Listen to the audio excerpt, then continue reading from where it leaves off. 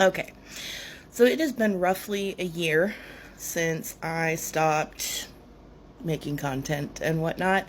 Little over a year if we're talking about the podcast. That's more like a year and a half. But I needed to get stuff done. And we did. So, the short story is that I started 2024 as a non binary person who didn't really have much of an intention to transition. And I am now a trans man who is incredibly happy that they finally did transition, or at least start the process. So, about 9 months ago, no, almost 10 months ago now, so end of July it'll be 10 months, that I have been on HRT.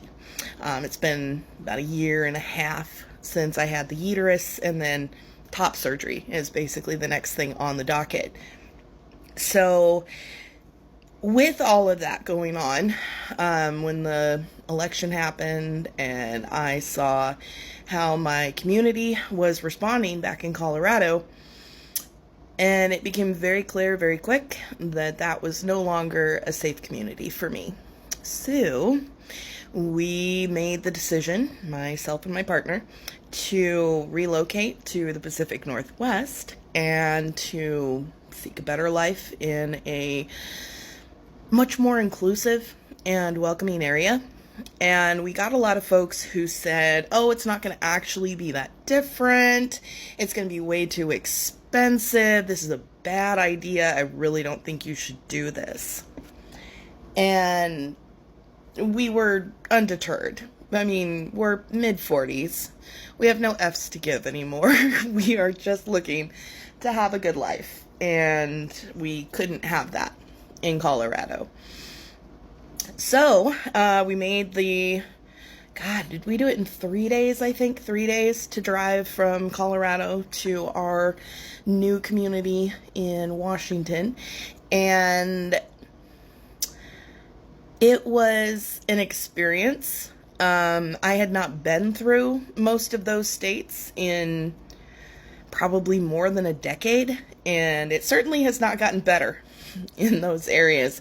And the fact that both I and my partner were very visibly queer and or trans, we weren't terribly welcome in most of the places. Basically every single gas station that we stopped at in Utah, Idaho, and Oregon all had homemade, on somebody's Cricut, Trump t-shirts and hats and stuff.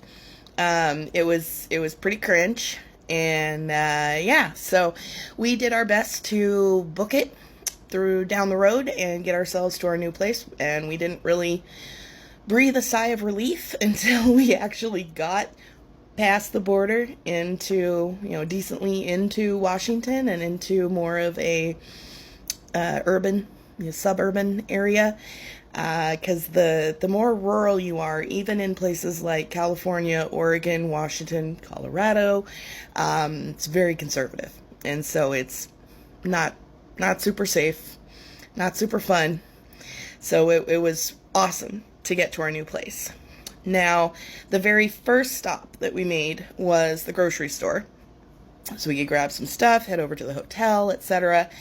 And then the next day, when it was business hours, we made a trip to a local org that would help us get signed up for various services and, really kind of connect with all the different stuff that's offered in the area.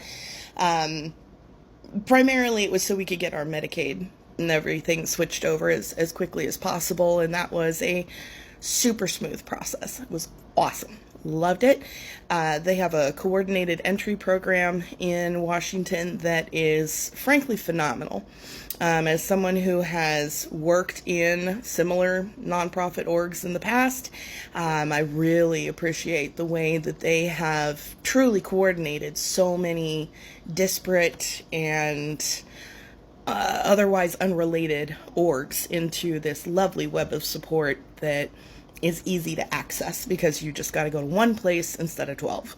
So anyways, that aside, we're then doing our thing. We're job hunting. We're looking at apartments. We're checking out the sites, having seafood, lots and lots and lots of seafood. So we end up, my partner got a job first. She got a job in retail here. That's always kind of been her thing, aside from the artistry that she does. And then a few weeks later, I managed to land a job with a nonprofit. And for the first time, literally in my entire life, I have a job that is squarely in the center of my weird combination of job skills and experience, and also my own personal history and passion for helping others, mutual aid, peer support, all that good jazz. So what I do now is I organize and administrate legal advice clinics. So I have a collection of volunteer lawyers that will come in and give people free legal advice at these clinics. So I am able to directly assist anywhere from 5 to 15 people every single week accessing justice. And for this, I am even paid a living wage. I have the best team. Oh my God. The people that I work with are amazing. And the way that we come together to provide such critical services, especially in this specific moment in our community and in our country, I've never had a job before where people, when you tell them about it, say essentially, thank you for your service. And it's a little weird to come to terms with that, because I've had compassion projects that I've done my entire life. That's always been, a volunteering component of my life. And that's how I built the skills that ended up getting me into this job. So it's been really cool to, move into really this is what I wanted to be when I grew up. I wanted to be secure in myself and who I am and what I want to do in this world and how I want to move through this world and how I want to be remembered, how I want to be part of a collaborative, collective movement and community.